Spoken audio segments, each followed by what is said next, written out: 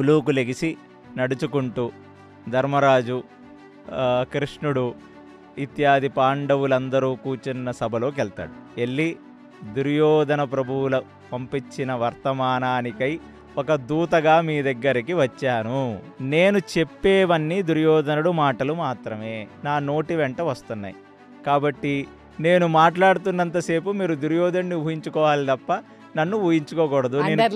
Underline, నేను కేవలం tape రికార్డర్ని మాత్రమే. ఓకే అనగానే ఫస్ట్ ధర్మరాజు వైపు చూసి ధర్మరాజుతో, అసలు నువ్వు మగాడి వెటరా నువ్వు? నిండు సభలో కూర్చొని పెట్టి నిన్ను నా మామ మాయాపాచికల్లో ఓడిస్తుంటే నోరు మెదపకుండా ఒడ్డినది ఒడ్డినట్టు ఓడిపోతున్నా సిగ్గు లేకుండా ఇంకా ఒడ్డావు. వడ్డటమే కాకుండా ఓడిపోయావు. అయినా సరే ఒక్క మాట కూడా మాట్లాడకుండా నువ్వు తల దించుకొని అక్కడ కూర్చున్నావు.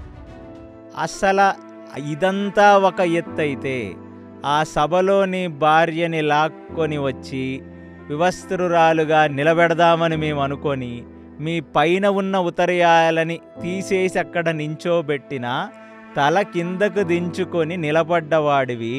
నీకసలు సిగ్గుందా? నీకు రోషముందా? నీకెందుకురా యుద్ధం అనగానే వినటానికి చాలా చండాలంగా ఉన్న ధర్మరాజు దూత కాబట్టి వాడిని భరిస్తున్నాడు. ఇంత సిగ్గులేని వాడివి మళ్ళీ నువ్వు యుద్ధానికి వస్తున్నావు చూడు, దాన్ని బట్టే నీ రియల్ క్యారెక్టర్ ఏంటో అర్థం చేసుకోవచ్చు.